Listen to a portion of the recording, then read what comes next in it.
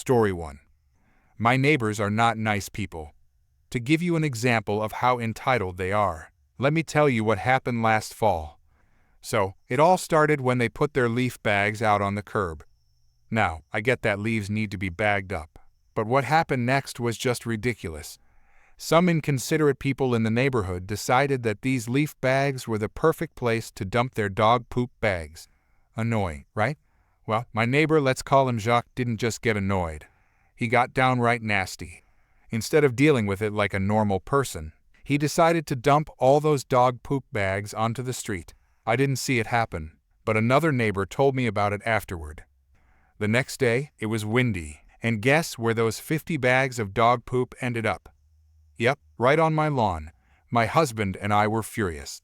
We had to clean up all those bags and put them in our own garbage. But Jack wasn't done. When his leaf bags filled up again with more dog poop bags, he emptied them right back onto the street. We'd had enough. So, we decided to send a message. We gathered all those dog poop bags and placed them neatly in his driveway. Point made, right? Wrong. Jacques just put them right back on the street. Even though it was obvious we were trying to get him to stop, he just shrugged it off. So, we finally went to his house to talk to him and his wife. When we confronted him, all he said was, "It's not my mess," and shrugged again. The only good thing that came out of it was that he finally stopped emptying the bags onto the street. Fast forward a year later, and guess what? Jacques and his family got themselves a puppy.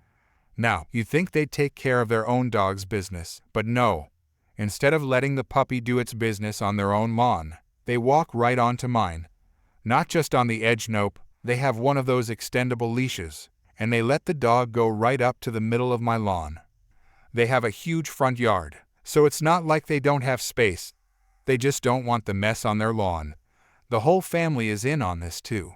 Jacques does it, his wife does it, and even their son does it. After the dog finishes, they just walk back to their house like nothing happened. I've caught them doing it multiple times, so I finally put up a "Please do not walk on the grass" sign on my lawn, trying to politely get them to stop. It slowed them down a bit, but it didn't completely stop them. But those things, as annoying as they were, don't even compare to what happened about 10 years ago. This one still gets under my skin. It was my birthday, and a friend who lives out of town sent me a huge bouquet of flowers. I didn't get those flowers on my birthday, though. Over a week later, the neighbor's cleaning lady came over and rang my doorbell, holding this big bouquet. I could barely see her through the flowers. At this point, the flowers were wilted and pretty much dead. I was so upset. The neighbors had been home that entire time and just let the flowers sit there in their house until the cleaning lady decided to bring them over. There was a card attached that clearly had my name on it. They knew the flowers were for me, but they just let them rot. They were just being jerks. Anyway, here's where things get interesting. It's taken over 10 years, but revenge is finally mine. About a week ago, a package arrived in the mail, and guess where it was delivered? Yep, to my house. But it wasn't for me. It was for them, the neighbors. I was about to open it when I noticed it wasn't addressed to me. Now, I'm sitting here, looking at this package, wondering when I should give it back to them.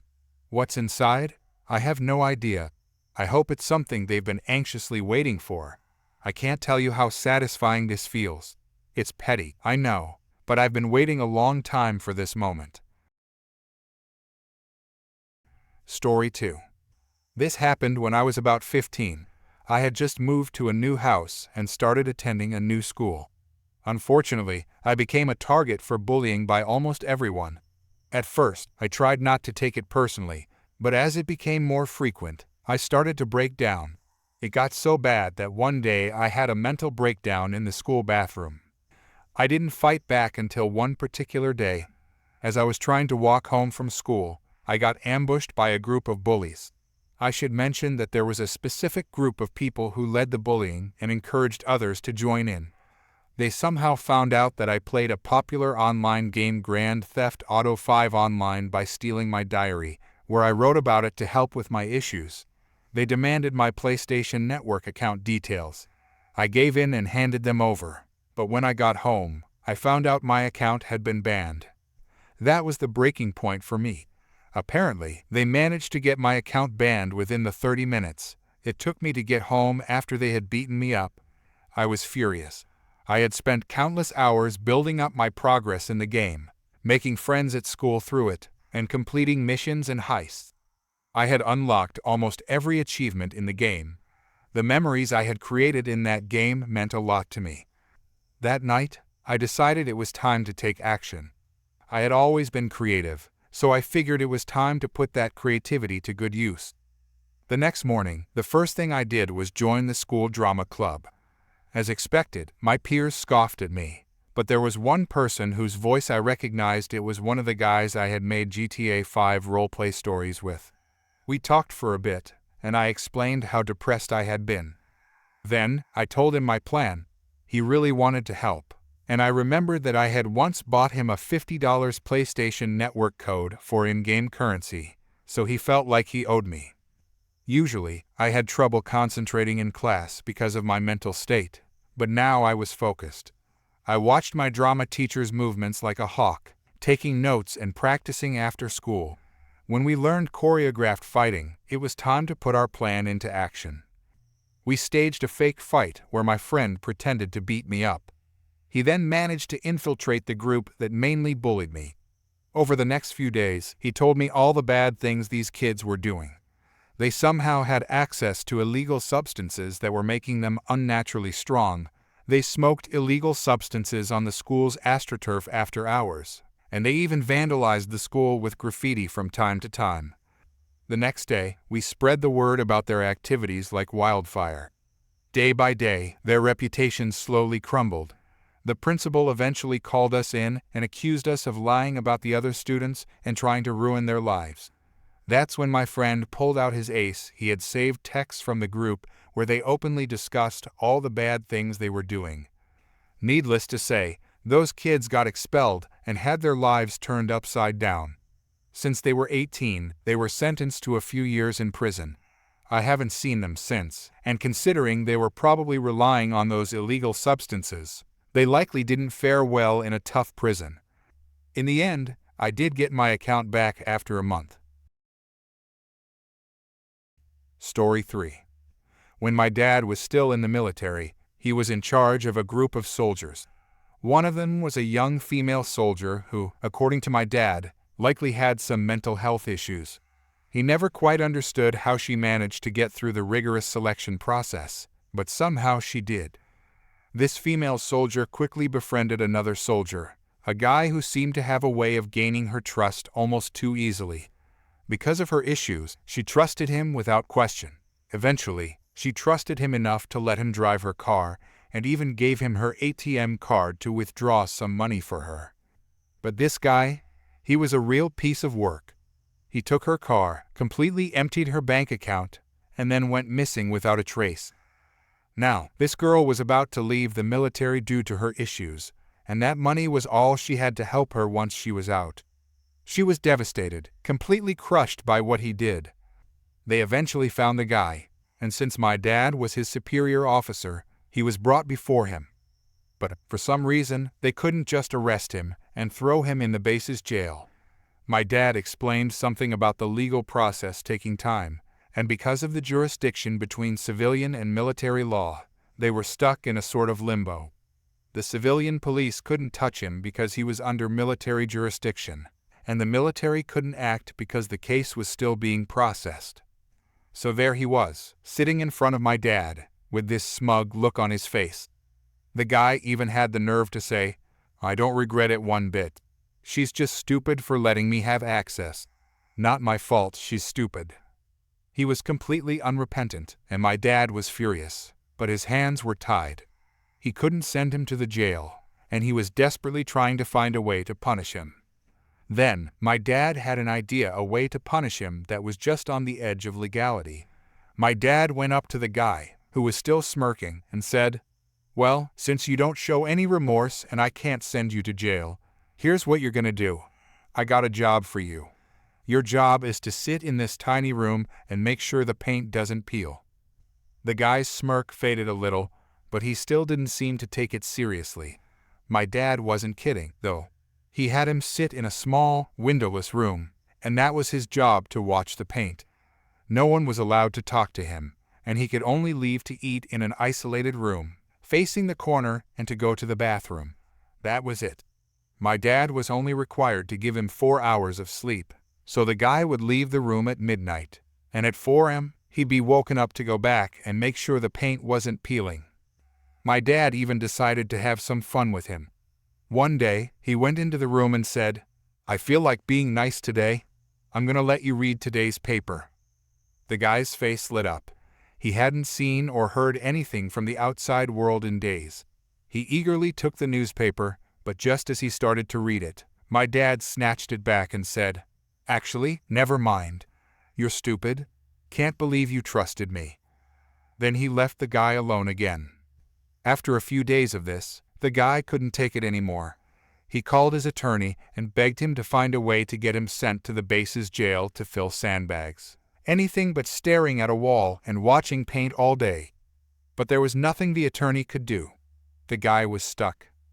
Eventually, the military processed his discharge. My dad's second-in-command was given the task of escorting him to the front gate to officially release him. The guy was still cocky, thinking he was finally free. During the drive, he kept going on about how he was going to be out soon and how he would finally tell my dad and the second-in-command what he really thought of them. The second-in-command just nodded along, saying, "Yup, you can say whatever you want." When they got to the gate, they released him, and the second-in-command said, "Well, you're out of the military now. You can say whatever you want." The guy opened his mouth to start talking, but the second-in-command held up his hand and said, "Wait, just one more thing. Gentlemen, this is the man." 2 civilian police officers, who had been waiting by the gate, immediately stepped forward and put him in handcuffs. The guy's face went white as a sheet. The second-in-command leaned in close and said, "Have a nice day." Then he walked away, laughing. That was the last they saw of the guy. My dad never forgot the look on his face when he realized his little game was over and that he was finally going to face the consequences of his actions. Story 4. This story takes place during the week my wife and I got married. I was 28 at the time. We had a destination wedding in the Bahamas, and it was amazing. We had 15 people who were able to join us. We chose the Bahamas because it was the first place my wife had ever visited for a vacation, and it's where I proposed to her. For us, the week was pure magic. Now, onto the story of my mother. I could write about her antics during the whole week, but I don't think people would want to read a book, so I'll only talk about the wedding day itself. It was Tuesday, the middle of our trip. Both my wife and I wanted to follow the "don't see each other before the wedding ceremony" rule. We've received some criticism for it, but we didn't care. We were getting married off the resort in a small blue church in a nature sanctuary. I was to go to the park first, and my wife would follow. While waiting for the rides to the park for me, my best man, and our guests, my mom kept saying things like, "It's Italian tradition for the mother to take photos with the groom before the wedding," and "It's Italian tradition for the mother to take photos with the best man and guests." This was getting annoying, but then my mother pulled me aside and started to have a heart-to-heart talk with me, which I thought was going to go one way. It turned out to be a lecture about how important she was and how selfish I was. She actually said, "This day isn't all about you and her." It ended with, "It's Italian tradition to wear these cufflinks." I was expecting cufflinks that my grandfather wore at his wedding. I respected him greatly. He was a huge influence in my life. She pulled out these dollar store cufflinks and kept trying to pass them off as a family heirloom. I later found out that she had bought them in the Bahamas as an impulse buy. Also, my suit wasn't made with cufflinks in mind. Anyway, as the rides showed up, my mother told me, "Oh, don't forget, it's Italian tradition for the mother to walk the son down the aisle." Everyone looked at her like she was crazy because even I knew that wasn't a tradition anywhere in the world. I called her out on that, and she started arguing with me. She sort of relented and told me, "Well, if you're going to break your mother's heart, at least follow the Italian tradition of making your brother the usher." I told her that only 6 people were coming with me, but fine, whatever. We finally left, with my mother deciding to stay behind with the bride's side. Lord knows what nonsense she tried to pull with them. We arrived at the nature sanctuary and went to the small blue church that could hold maybe 40 people. Everyone just sat where they wanted, and my brother stood by the door to be the usher. Now, my wife's maid of honor is her best friend, and she's an incredibly amazing person. Honestly, she's probably the most selfless person on the planet. However, her only flaw is that she is very loud. I mentioned that because when my wife and everyone with her pulled up, you could hear her maid of honor, and the distance between the entrance to the park and the church was quite large. I perked up and got ready when my brother, who was still standing by the door, said, "I'm going to have a smoke and explore the park." I told him, "We just heard them pull up." No. He tried arguing with me about how he would just take a quick look around, but finally shut up and gave me dirty looks for the rest of the day. The nature sanctuary is huge and very maze-like. The other guests arrived, and everyone took their seats. We didn't care who sat where. Real glad we had that usher. We started the ceremony, and I saw my soon-to-be wife as a bride come around the corner. My heart stopped, and I realized that this was the best moment of my life. Everyone else apparently knew what I was thinking because I had a smile that went from ear to ear. Honestly, the 2 seconds of her coming around the corner made all my stress vanish. My wife looked at me and gave me a huge smile as well. Seeing her walk down the aisle is a memory I replay in my head all the time. Sorry, not sorry for the sappy bit. The ceremony went great. We said our vows. I could hear my best man behind me crying like something tragic had happened. After the ceremony, my mother went back into Italian tradition mode. It's Italian tradition for the mother to have a photo with a groom. It's Italian tradition for the mother to do this and that. If I were to type out everything that was supposedly Italian tradition, no one would read this. Later, when we got our photos back, my mother had this scowl on her face the entire time. There's one photo that's my favorite because it was taken during the part where the officiant asked if I take my wife to be my partner, and my mother has this look of pure disgust and hatred. It's great. So we got back to the resort and had our reception. My mother tried to start it by saying, "It's Italian tradition for the mother of the groom to do 3 speeches." My best man wasn't having any of that and put his foot down on who did a speech. He was great at keeping her craziness in check during the week. Everyone did their speeches, and my now-in-laws did theirs and handed us a card. Inside, it said, "When we get home, we will give you $1,000 as a wedding present." Awesome. My mother tried a few more Italian traditions. One was about her cutting the cake. Several were about her and various photos with people. The final straw came after dinner when my mother walked up to me and my now wife and asked her, "How much did your parents give you?" She was like, "Huh?" And my mother goes, "Well, it's Italian tradition for the groom's parents to give double what the bride's parents give." We paused in confusion and told her they hadn't given us anything yet, but they would give us $1,000 when we got home. My mother goes, "Good, I'll give you $3,000 then." We were like, "Okay?" Spoiler, my mother never gave us a single penny. It's been 4 years since our wedding, and my mother still tries to tell people that she paid for everything: the wedding, my suit, my wife's dress, which her grandmother with dementia bought for her. So that really upsets my wife. All 17 people's airfare, hotel, wedding ceremony, and so much more. The only thing she paid for was her and my brother's trip, and the only reason my brother even came was because it was a free vacation for him. I'll end with this fun fact. I'm half Italian, but I've never once in my life done anything Italian or acknowledged my Italian heritage. My wife and I also don't care about tradition. She's Polish, I'm half Italian and half Irish, and we got married in a Christian Bahamian church. What's also funny is that my mother refuses to call my wife by her name.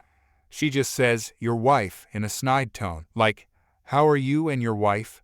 Very clearly saying that she isn't part of our family at all. So, that's my Italian tradition wedding. And yes, I've cut that toxic woman out of my life. Story 5.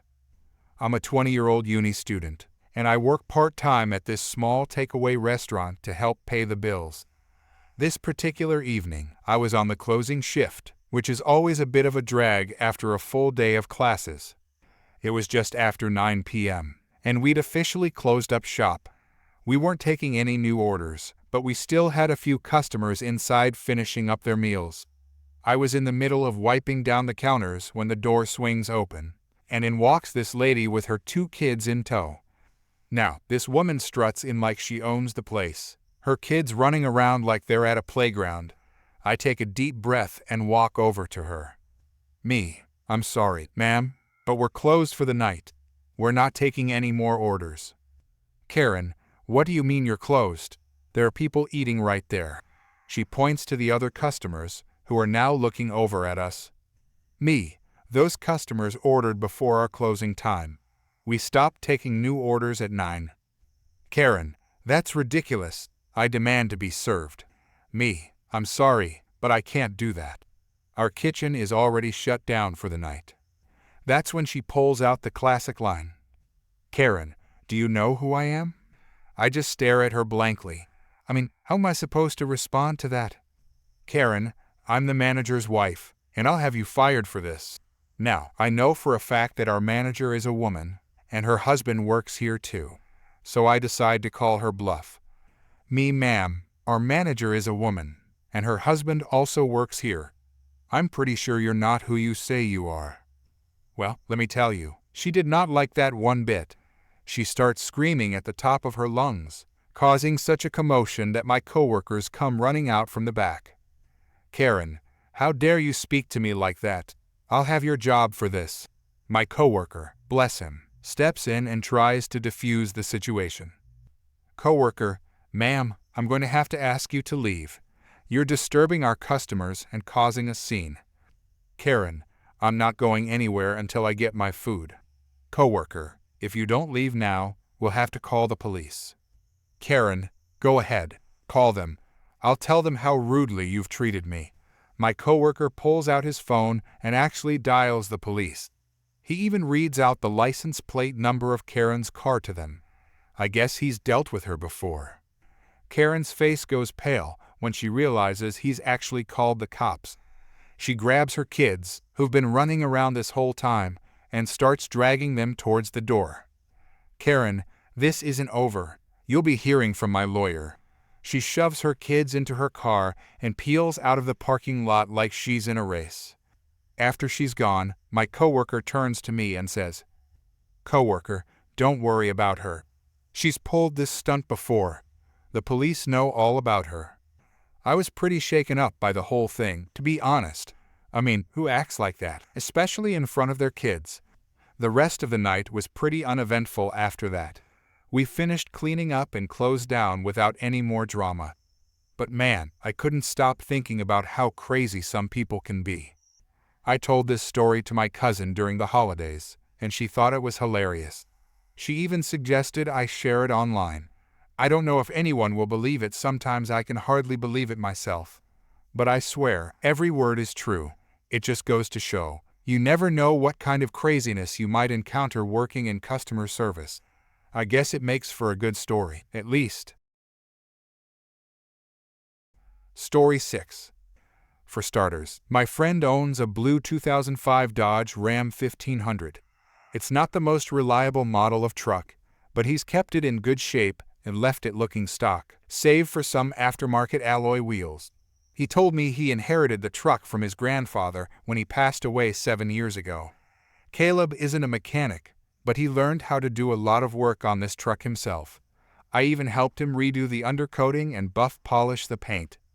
This story takes place around 3 years ago. My friend mentioned that this was really the one and only time he had dealt with an entitled parent. He described her as looking like a teapot, short and stout. So from this point on, the entitled mother will be referred to as Teapot. For the sake of the story, my friend will be referred to as Caleb. Rewind 3 years, and our story begins at a local supermarket, whose name rhymes with Stalmart. Caleb always tries to get as close a parking space to the store as possible. On this day, he managed to do so. He went in, did the bulk of his food shopping for the next couple of weeks, and everything seemed fine. But, of course, this is where the enter Karen part of the story begins. Caleb was pushing his cart out when he saw an older woman trying to force open the rear door of the canopy on his truck. This was odd because you could clearly see inside, and there wasn't anything of significant value other than a few tools. She didn't notice him until he was super close, and he asked her, "Excuse me? What are you doing?" Teapot jumped back like she had been struck by lightning, but then quickly started playing the little old lady card, even though she looked about 50 at most. She put her hand over her heart and said in an exaggerated way, "Oh dear, you shouldn't sneak up on people like that, young man." Caleb: "Yeah, sure. What are you doing?" Teapot: "I was just trying to get into my truck. I locked my keys inside by mistake and can't get in." Caleb: "Lady, that's not your truck." Teapot: "Yes, it is. I just got it last year." Caleb: "Oh, really? Then what model year is it?" Teapot: "It's, a 2010. Just look at how clean and new it looks." Caleb: "No, lady, it's in 05. I know this because it's my truck." Caleb then produced the keys and pressed the button on the fob to unlock the door. He said Teapot first went pale, then turned red with anger. After that, it was full-on stereotypical Karen behavior. Teapot: "Listen here, you little jerk, you don't deserve a truck this nice. It'd be a lot better for someone like my son. He's a local college student, you know, and he needs a nice shiny vehicle like this to get around." Caleb: "Are you crazy, lady? My truck isn't for sale, and even if it was, how much would you give me for it?" Teapot started to look smug and pulled a checkbook from her purse. "I can give you $1,500 for it right now." Caleb face-bombed so hard that he said he hurt his nose. "Lady, my truck is worth several times that, and I've personally kept up with its maintenance for years. There's no way I'd take $1,500 for it. Plus, there's no way I'd hand over the title unless I was paid with cash. I don't trust checks." Teapot moved to get up in his face, which was amusing because he was a full foot taller than her. She was about to speak when Caleb silenced her with a loud, "Don't even think about it, lady. My truck isn't yours for the taking, and it never will be. Now leave me alone so I can unload my groceries in peace and go home." He then did his best to ignore Teapot as she began screaming and threatening to call the police. Caleb just yelled back, "Call them then," and, believe it or not, she actually did. She pulled out an old flip phone and began fake crying while speaking with the person on the other end. Caleb finished loading his groceries and locked the truck because he wasn't about to drive off with the police on their way. When the police arrived, Teapot actually flopped down onto the ground and started fake crying like a baby, flailing her arms and legs around, and pointing at Caleb while screaming, "He knocked me to the ground and stole my truck. And then he said he'd come back later and hurt my family. Arrest him now." The two police officers who showed up were an older man with a mustache and a younger one that Caleb guessed was a rookie. The younger cop was immediately getting ready to aim his taser when the older one stopped him to assess the situation first. Caleb raised both hands and calmly stated that nothing Teapot said was true, and that she'd been harassing him since he caught her trying to break into his truck. Teapot, still having a tantrum on the ground, yelled, "He's lying. Arrest him." The rookie officer spoke with Teapot while the mustached one spoke with Caleb. Since he was so close to the store, Caleb mentioned that the security cameras had likely captured the entire incident. At that point, Teapot gave up on her act and started screaming like a banshee while running at Caleb with a small pocket knife she'd pulled from her purse. Caleb tried to back away and held his hands up, but the knife went right through his left palm. He described it to me as one of the most painful things he'd ever felt. She pulled the knife out and tried to stab him again when the rookie tackled her to the ground and tased her. Teapot flailed around and screamed and sobbed like a baby. When she finally stopped moving, the mustached officer cuffed her while the rookie called for an ambulance. Teapot was loaded into the police cruiser, kicking and screaming, "Help! Police brutality! Someone help me!" Caleb was taken to the hospital to treat the stab wound in his hand. It turns out, he was incredibly lucky as the knife had gone right between the bones and didn't damage any tendons. Later in court, Teapot actually tried to plead not guilty, but the evidence against her was overwhelming, and she was charged with attempted murder, attempted grand theft auto, and a few other offenses. The judge sentenced her to be placed in a mental facility because she clearly was not well. As soon as that happened, Teapot flipped out and tried to charge at the judge, but she was quickly grabbed by the guards and hauled out of the courtroom. Also during the trial, Caleb met Teapot's son. It turns out, he'd gone no contact with her as soon as he was old enough to move out because she was the most controlling and overbearing mother you could imagine. And ever since then, she'd been trying to show up at his apartment and bring him nice things he suspected she'd stolen just to try and get him to talk to her. I guess she figured Caleb's truck would have gotten her back in her son's good graces or something. This story is being written now because Caleb decided to check up on Teapot by searching her name online. She's still at the mental facility, and he found out from her son through social media that she looks likely to be staying there for quite some time to come. Story 7. This happened to me 4 years ago, and I'll keep it as concise as possible so as not to bore you all. In 2009, I was traveling to New York.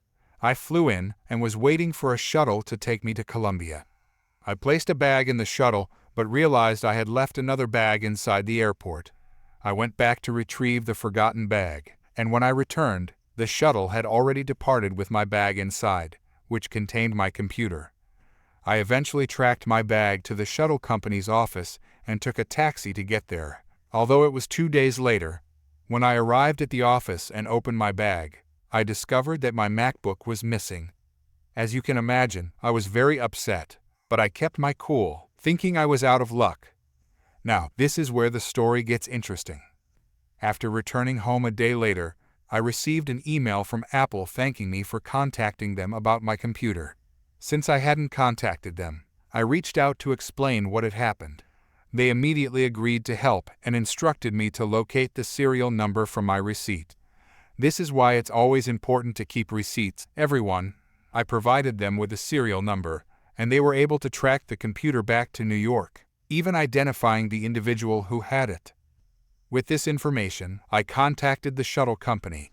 After numerous phone calls with higher-ups that seemed to lead nowhere, and them basically telling me I was out of luck, I provided them with the name of the individual.